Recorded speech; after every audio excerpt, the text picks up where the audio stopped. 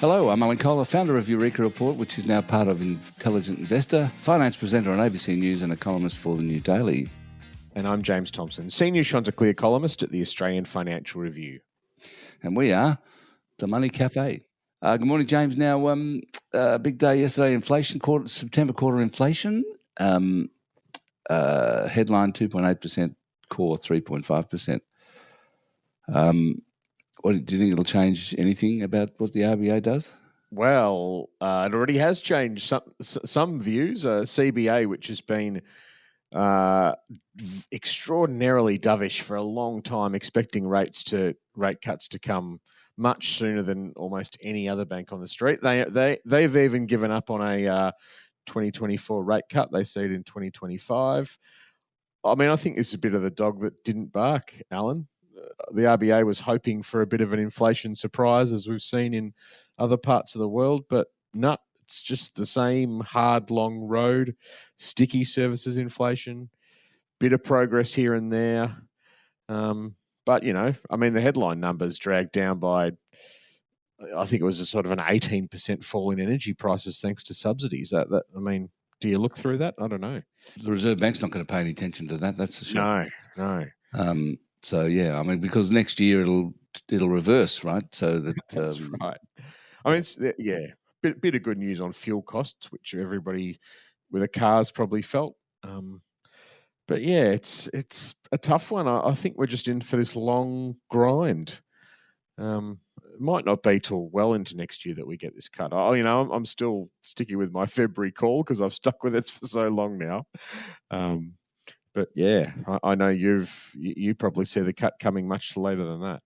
I do. I think everyone's I think everyone's wrong to just say, to try and put a time on the cut, whether it's February or June or whatever. I think that, what do I reckon? I don't think the Reserve Bank necessarily is going to cut interest rates if inflation, if all that's happening is that inflation is reducing at the pace that it forecast.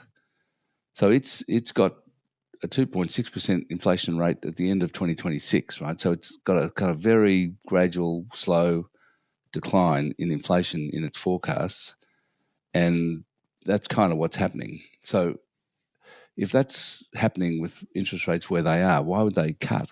And why would they cut at any point in that decline? Yeah. I think they would cut in order to head off a big increase in what they thought was happening, which was a big increase in unemployment, which is why the US has cut. They've cut. The US has explicitly cut because they thought unemployment was going to rise more than they wanted. It's interesting, though. I saw a great tweet from an analyst on Twitter called Charlie Bilello in the US, and he had a great list about the US. So get this: stocks at an all-time high, house prices at an all-time high, gold's at an all-time high, Bitcoin's at an all-time high, the US national debt's at an all-time high. Inflation's been above 3% for 41 straight months, which is the longest period of inflation since the early 1990s. And what's the Fed expected to do next week? Cut interest rates. Yeah. No, it is amazing, isn't it? Hard to get your head around, isn't it? And what's more, the election next week is likely to result in more inflation because both candidates are going to increase spending. Yeah. Either increase spending or cut taxes or both. Does it feel strange to you, Alan? We're only a couple of days out for that election. It's been both the longest campaign, and I feel like it's sort of crept up. I can't believe it's here. It feels like it's going to be an incredibly volatile week next week, but yeah, we'll see what happens, I guess. Well, it's hard not to think that the world's going to change on Tuesday. Yeah. I'm finding it difficult to think other than whatever happens, whatever result happens, is going to be bad. Yes. Because if Trump wins, well, who knows what'll happen. If Harris wins, Trump will declare victory and the place will explode. So yeah, it's I had one of those surreal days this week where I was told by an investor emphatically that Trump would win in a landslide. about 3 hours later, I was told by another investor that Harris would win in a landslide. And I almost hope one of them's right, because to your point, if this is a close election, the big tail risk here is that we don't get an outcome that's clear and something bad happens. I actually think even if Harris wins in a landslide, Trump will say that must be rigged. She can't possibly have won that much, won that big. It must be rigged. Yeah. So yeah. I think that whatever happens, whether it's close or a landslide for Harris, Trump's going to cause trouble. Yes, well, the markets are certainly pretty clear that Trump is heading for victory. I mean, we've seen the betting markets tell us that. The sort of Trump trade seems to be on. This lift in US Treasury yields is amazing. The US 10-year bond yield's gone from 3.7% in September to up towards 4.3% now. That's a big move in a relatively short space of time. And, there's a great piece of research from Goldman Sachs' Matthew Ross. The equity risk premium on the ASX, which compares the earnings yield of the ASX 200 to the US 10-year Treasury yield, it's down to 1.4%. So you're getting very little, very poor risk-reward equation in Aussie stocks compared to what you can get from a US sort of, in quotation marks, risk-free bond. Yeah, that was a very interesting piece of yours this morning about quoting Matthew Ross. So what's the reason for that? The reason for that is that, well, the US Treasury 10-year Treasury yield has shot up since September, and usually that would force stock prices down because people look at that risk-reward equation and go, "Oh, look, I might as well just buy bonds." But that hasn't happened this time. What's happened is this grind higher in the ASX 200 just keeps going. People keep pounding into the banks and Wesfarmers and these, the big miners, particularly in the last little bit. And so you're left with a very stretched valuations on the ASX 200. The price to earnings ratio of the whole market's 17.9 times. It's 23% above the long run average. And the risk reward equation's not great. We're going, and that's really interesting, going into a market where everything is sort of priced to go right. We might have a little test of that this week. Who knows? But look, I need to say up front, I've been sort of bearish about that risk reward equation. Doesn't feel right for 18 months, and I've just been wrong. Yeah. Just back on cost of living, Woolworths' result yesterday was interesting because they kind of you had an interesting take on that too, but they've said, things are bad because customers are struggling, which kind of puts to bed a bit the idea that they're getting, they're profit gouging. But leaving that aside, what's your take on that? Well, I mean, I think they're just being squeezed three ways, basically, poor old Woolworths. The first way is that, yes, customers are definitely hurting and trading down into home brands and cheaper items or comparably cheaper forms of food. So instead of getting the steak, you get the mince is a good example of that. And compounding that, of course, is that Woolies' reputation's in the toilet because of this discount problem and Brad Banducci hangover, from the sort of supermarket gouging inquiries earlier this year. So what does Woolies have to do? It has to increase its discounts. So that hurts its profitability. But there's two other things hurting its profitability at the same time. One is rising costs. So that inflation number we saw yesterday, that's flowing through to the likes of Woolies and most businesses on the ASX, because the what follows inflation is wage rises, and that's what Woolies is dealing with now. Still seeing higher energy costs, higher rents, higher supply chain costs. So again, their profits squeezed again. And then there's this third squeeze, which is really interesting. Woolies e-commerce sales are going through the roof. They grew 23% in the September quarter. and now about 15% of all sales are done by e-commerce, which sounds good. You'd be happy with that growth, but there's a higher cost for Woolies to serve those customers than in the stores. So again, there's this triple squeeze on profits, which there's not much Woolies can do about it.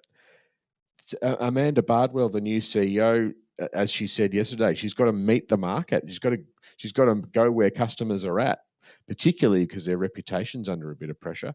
And so she's sort of got to cop this profit hit. And the question is it temporary? Does it start to fade over 6 or 12 months, or is this a more permanent resetting of Woolworths profitability? And jury's probably out at the moment, but yeah, it's been Does it depend a bit on whether people are going to Aldi instead of taking their discounts, taking their specials? They're definitely doing that. They're definitely, she said yesterday, cross-shopping. So, no one's Woolies or Coles. Now they're Woolies, Coles, Aldi, the local fruit shop, wherever they can get a bargain, even Bunnings, because Bunnings has moved into cleaning products. So Woolworths wants to be, Bardwell said it, they want to be the first choice for people, but people are just so cost conscious at the moment. They are going where the discounts are best. So, yeah, tough little period. But look, I don't think anyone's going to have massive sympathy for them, particularly amongst the Money Café audience. What do you reckon the fallout from the Qantas, Joe Aston's Qantas book is now? Well, I think it's shone a spotlight on. First, we should say, Alan, if you were Qantas going into the start of this week, you would have been absolutely petrified as to what the blowback was going to be.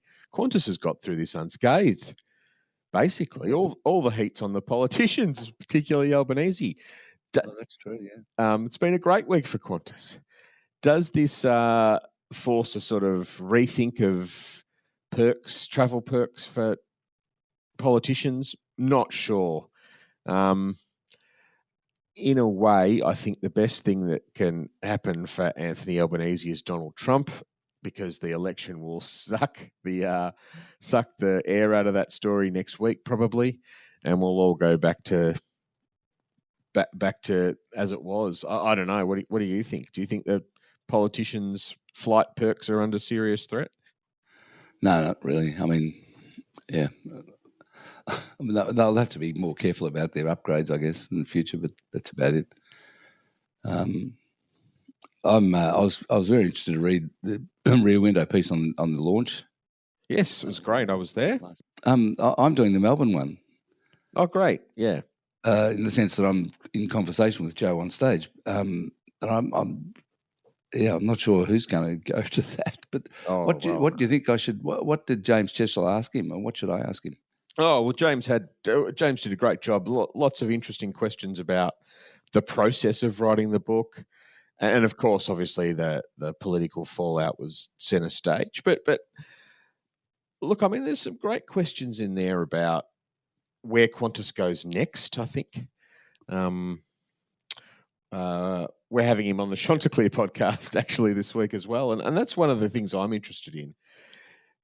Obviously, this has been a wrenching moment for Qantas in so many ways, but look at the share price. It's back at all-time highs.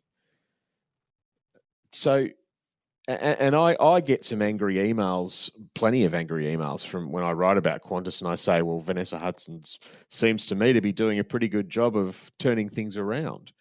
And I get these furious emails saying, you don't understand the anger out there in the Qantas customer base. And I sort of look at the travel data of market share and Qantas's revenue and Qantas's share price, and I think, what am I? Oh, yeah, okay. I get no one likes going to the airport, but people are still flying Qantas. What's the long-term damage to the business? Joe's actually got some really interesting things to say about that. I won't spoil your party, Alan, but he would make the case that Qantas isn't investing in its fleet still as it needs to. The fleet is aging rapidly. We're still going to be flying around in 5 years' time on, planes that are a quarter of a century old, and Is that really what we should expect? But again, does the travelling public have much choice? Maybe that's the point. But yeah, it's fascinating. Yeah. There's one other choice, really. That's it. Yeah, that's it. And that choice will get stronger with Virgin will get stronger with this Qatar deal, that's for sure. I mean, we've just never had an Aldi who's been able to stick around. No, we've never had an in Aldi. airlines. I mean, Aldi, at least in supermarkets, Aldi stuck around. Yeah. No, it's just been hard to take on Qantas. Is that because of their natural advantages that they buttress with great government relations management, or is that because they've actually run a pretty good business over the years? I don't know. That's a good question for Joe, though. It's interesting on the subject of the Chairman's Lounge, and how it always seemed to me that it must work because John Borghetti did the same thing at Virgin. Like as soon as he got to Virgin, John Borghetti created the same sort of Chairman's Lounge called the Club. Yeah, and he didn't do that for fun. He did that presumably because it works. It's funny, though. I have thought to myself a few times this: is there anyone not in the Chairman's Lounge? Like, it seems everybody's in there. It must. I hope they never all fly on the same day. You won't be able to get a glass of Chablis to save yourself. Well, disclosure: I'm in the Chairman's Lounge, and it's usually pretty empty. I've got to say, it's not crowded when I'm in there. Right. Okay. There you go. Maybe there's room for a few more. Put in a good word for me, Alan. I'm kidding. No, you'll have to do that yourself, mate. I'll get Anthony Albanese to make a couple of calls for me, maybe. Yeah, that's right. You got to be his son. Want to do some questions? Let's do some questions. Before we do, let's have a quick word from our sponsor. People are always trying to create wealth, but protecting wealth is just as important. Secure your financial future for yourself and your loved ones with life insurance, the essential safety net for your legacy. Head to investsmart.com.au/life-insurance for an easy free quote on life insurance options. Simply share a few details about your situation to get a range of plans and prices. Okay, first question from Darcy. I read in The Guardian today about the Victorian government's plans to plonk a bunch of apartments and townhouses on top of railway stations throughout Melbourne. My question is, does this actually help housing supply, or are we just further clogging up inner city rings with people? I think we see this model in Box Hill in Victoria and Chatswood in Sydney. If this model is so popular, should we build more train lines and stations, thereby exponentially increasing our ability to build on top of them? Oh, Darcy, that's a bit facetious. It's a beauty. Good on you, Darcy. Look, Darcy, I think the logic is sound. We're not clogging up the inner city rings with people. I mean, that's a negative way to view it. I would say we're putting more people where the infrastructure already is, which is what we want to do. Imagine if you can. The idea is that you live around a train station. You don't need a car. Everything's within reach. So we're getting more bang for the infrastructure that's already placed there. So the theory is right, Alan. Isn't the problem, though, is that no one, particularly in Melbourne, can put up an apartment that costs, much under $1 million. Yeah, that's right. So I had a piece in the New Daily about this and spoke to Max Schiffman, who reckons that apartments cost more to build. You can't really, for a 2-bedroom apartment, it's got to be $1 million. For a 3-bedroom apartment, it's got to be 1.5. And the fact is that people don't really want to live in apartments. They certainly don't want to bring up their families in apartments in Australia. So I think just for rich downsizers. I think the plan's pretty much doomed to fail, to be honest. But also, I think Darcy's right. It does clog up. I think that's not right. I think you're wrong. It will clog up. Yeah, sure. There's a station there, but it's all the other infrastructure that's the problem. I mean, if you suddenly populate Camberwell or Brighton with a whole, with tens of thousands of more people, there probably won't be enough doctors, enough shops,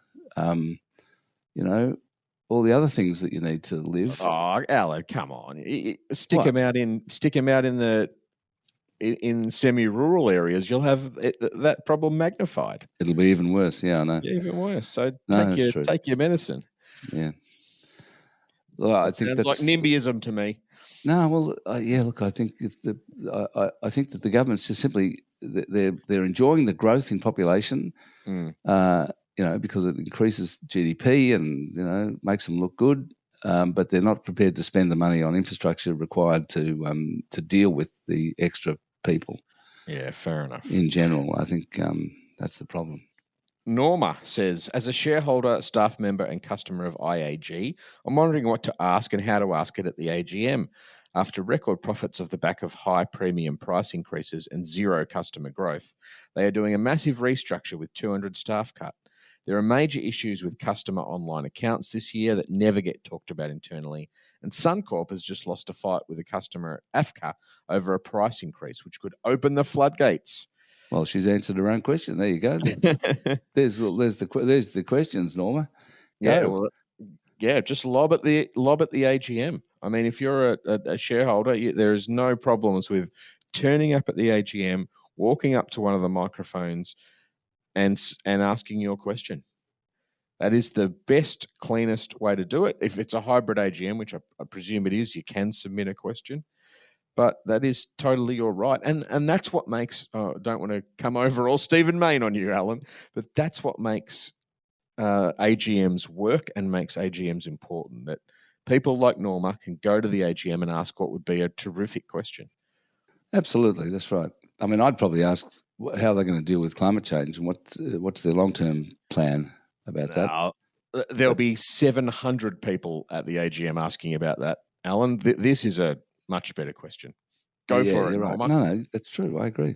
Yeah. Damon says, my question's on property. The other night I had a pretty heated discussion with my dad about paying down a mortgage as fast as possible.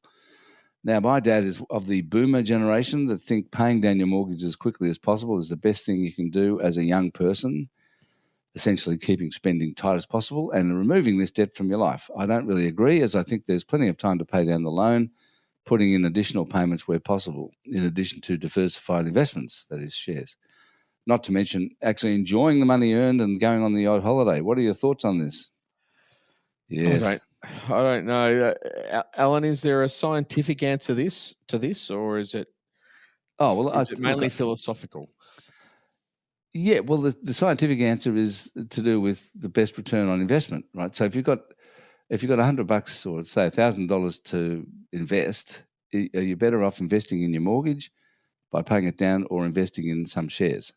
And usually the answer is better off investing in your mortgage, paying down your mortgage, because the return is better, because you're paying your mortgage interest, whatever it is, 6% or something, with after-tax money. Whereas usually your investment return is taxable. So the tax difference means that you're better off, just mathematically paying down your mortgage. So I think that's what your dad's basing that proposition on. And I'm speaking as a boomer myself. Surely, though, Alan, Damon and his dad can come together at Christmas and over a drink and work out there's a compromise here, isn't it? You increase your mortgage payments a bit, you do a bit of diversification. So to Damon's point, you're not entirely in property, and you find the happy medium. Absolutely, that's right. I mean, back together. Yeah. I agree. I mean, I think you've got to enjoy your life. Absolutely. Eating baked beans and mashed potato and not going anywhere on holiday. No, forget it. You can die tomorrow. Just enjoy your life as Good well. Call. All right, Luke's got a punchy short question for us. Is now the time to buy mineral resources? Yeah, well, the share price is down from $50 to $36 or something. So, I suppose the question is the fall in the share price recently got anything to do with the underlying business, or is it only to do with Chris Ellison's tax issues? The founder Chris Ellison, the CEO, was found to have been engaged in some dodgy tax practices in the past, which he kind of fixed up, didn't he? Yeah. He's repaid the money. He's admitted to a serious lapse of judgment. Look, I'm following this story really closely. There's more to come. Next Monday, the board is supposed to release its response to a 2-year investigation into all this. I think there's more turmoil ahead for MinRes's share price. This has been a real dark cloud over the company. The underlying business, I mean, there's some shareholders who like the underlying business still, major shareholders, but Ellison has been such a big part of that underlying business, and it's still not clear to me whether he's going to hang on or whether he'll leave the company. So, Luke, I think it's too early to say right at the moment. I would be in no hurry. So what would happen to the share price if Chris Ellison left? I think it would fall further. I mean, I think he is Mineral Resources. Right. In a way that Richard White was WiseTech, he is Mineral Resources. But isn't he a bit of a albatross around the neck at the moment, so that the share price goes up if he leaves? Oh, I don't know about that. Yeah, I'm not sure. Yeah, I think it's going to be pretty testing time for at least another couple of weeks. So, Luke, I wouldn't say there's any rush. You'll have more to be able to judge on Monday when the board's going to release this, its findings into this investigation. I'd wait for those. Yeah, fair enough. Good question. Good answer. Dan says, my question is about hedging interest rate risk on a variable rate mortgage, given most fixed rate offerings are only for a couple of years. It seems to me that the main risk to mortgage rates is a sustained high RBA cash rate due to persistently higher inflation long term. Would investing in stocks in sectors which are inputs into inflation, such as energy, mining, and materials, be a good way to diversify drivers of returns away from falling interest rates? Interesting thought. Yeah, like the thought. I remember the great friend of this podcast, James Kirby, once told me, like, do you think you're better at picking? We were talking about variable and fixed rate mortgages, and he said, "Do you think you're better at figuring out where interest rates are going than the RBA?" It can be tough to pick fixed rate mortgages. And that advice has always stuck with me. And I guess I would just refer to the extraordinary difficulty the RBA and every economist has had predicting where inflation and interest rates are going for the best part of 3 years now. Yep. It's just hard to pick it, and then you're going to create a sort of mini hedging strategy using fixed rates and stocks. Tough, hard yards, I reckon. Yeah, I don't really think you should go with a fixed rate mortgage because you're betting on interest rates. You shouldn't do it as a bet. You know what I mean? Because you reckon you've got some better idea than anyone else about what's going to happen to interest rates. I think you should do it because of the certainty and stability it gives your life. If that's important to you, just go with 2 to 5 year fixed rate because you know what you're doing then. So whatever happens, you're okay. But it is true that, if interest rates go down, then you're stuck a bit, but that's life. John says, love listening to the podcast and is very much looking forward to our end of year episode, Alan, where we're all the three of us are going to be together. I'm looking forward to that too. I've been providing legal services for over 40 years to a broad range of business clients operating SMEs. Over the last 2 to 3 years, the most common theme in responses when I've asked how's business is that they can't get good staff and are consequently turning work away. Another common response, particularly from professionals, is that they approach retirement. As they approach retirement, they can't entice younger professionals to take over their quite profitable businesses, even at giveaway prices. Given the basic laws of supply and demand, how much does this scenario contribute to our sticky inflation problem? And what's the quick fix given the current dearth of skilled workers and the large cohorts of professionals approaching retirement? Great question, John. Yeah, well, so what John's really talking about is the link between unemployment and inflation, really, which is what the Reserve Bank's on about to some extent. I mean, the unemployment of 4.1%, the Reserve Bank believes that is below the level of what it reckons is full employment. So it says full employment is like 4.5%, and so it wants the unemployment rate to go up to that level, or perhaps even a bit more, in order to control sticky inflation. and that higher unemployment would result in people like John or John's clients not having so much trouble getting staff, and therefore, being able to charge more or whatever. I mean, I think that I think it's interesting that this is what it comes down to in a way. Yeah, and Alan, I mean, this is. You hear some people say the solution to the housing problem is reducing immigration, take some pressure off that way. But John has just summed up why we need to keep importing labour and skills.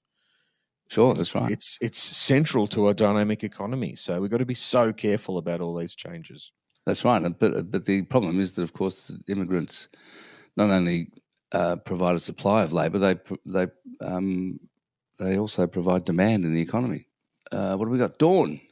Key role for a board is succession planning. You can't tell me that an organisation the size of WiseTech is all reliant on one person, Richard White. Yes, he was the founder, but as a publicly listed company, this organisation should be running differently to a startup founder business by now. Do you think moving Richard White in a consultancy role is sweeping a problem under the carpet and trying to simply stabilise the share price and stop a falling knife? Do you think this issue will rear its head again? Interested to see if this is a cross in the ESG box and funds keep selling if the story keeps unfolding publicly. Well, I don't think it'll rear its head again because I think they'll keep it under the carpet in future. Well, I, unfortunately, Dawn, I can tell you that an organisation the size of WiseTech is all relying on one person. I mean, that's clear. That's why Richard White is still there. He owns 30% of the stock. He controls about 50%, or it has influence over about 50%. So he is WiseTech. And when you talk to Richard, I talk to him at least twice a year, usually more. It's clear that he is the guy who's in charge of the product roadmap. He's the key business development person. He is the key to the whole shebang. So would the thing stop if he was removed?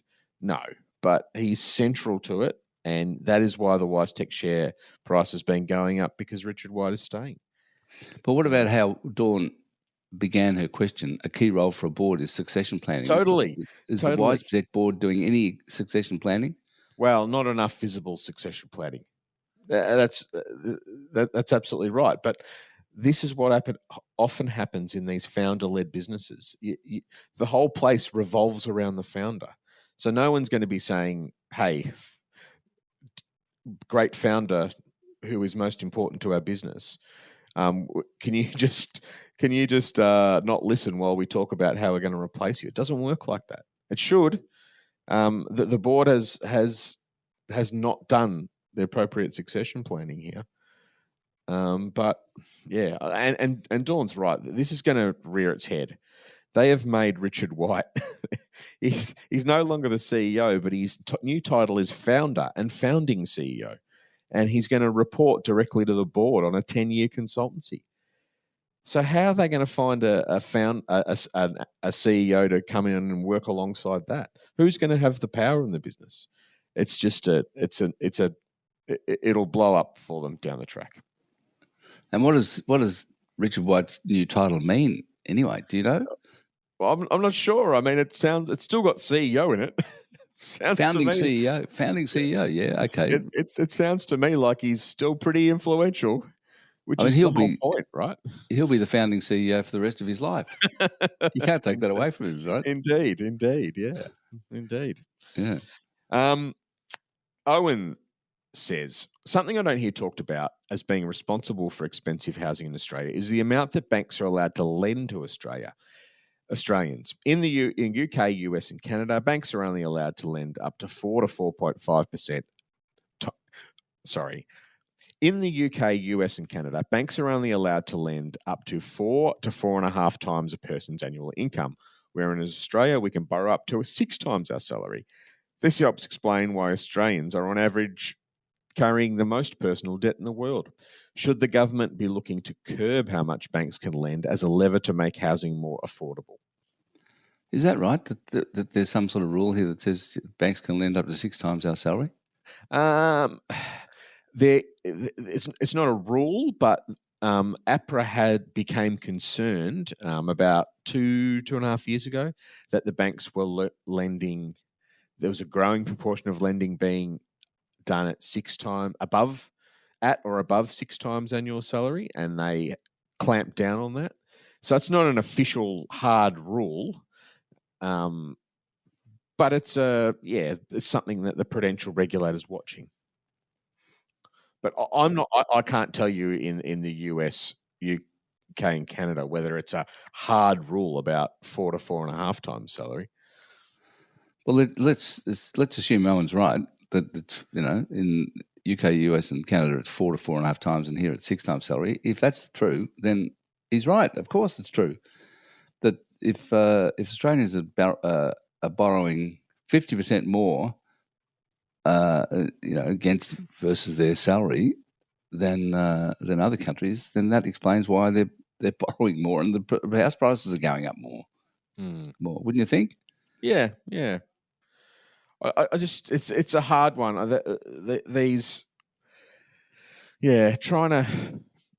Trying to fine tune the market using those macro-prudential settings is really difficult, isn't it? Well, sure, but I think it kind of, I suppose it's an outcome of the fact that APRA is not really concerned about house prices. They're just concerned about financial stability and the bank's viability, and they reckon that 6 times salary is okay, or I don't know, 5 or 6 times, whatever they're saying, in terms of banks going broke and everyone's ability to service that loan. But it's but then their mandate isn't to worry about house prices at all. No, true. Anyway, Alan, can I suggest we finish with the last question from Jamie? Final question from Jamie. The unconventional economist, whilst I don't agree with everything, he raises very valid points, like too much focus on individual taxpayers versus giving away resources, or letting foreign companies pay virtually no tax.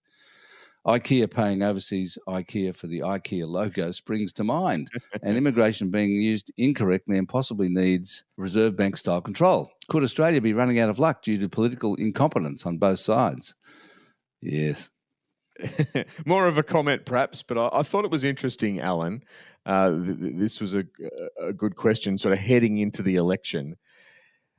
Look, it's hard to answer Jamie's question, but it does come back to this idea of the holistic view of the economy. Jamie mentioned immigration in there. As I just said, it's such a fraught lever. We risk doing some very short-term things to paper over cracks that'll create long-term things, like reducing immigration now will have long repercussions down the track. Not focusing on housing enough for the past 15 years is now coming back to bite us or almost eat us. So I just thought, going into the election, it's a good question, isn't it, Alan? How do you sort of balance all these things, and are we actually having the right discussion about that, the big juggle, the bigger picture juggle?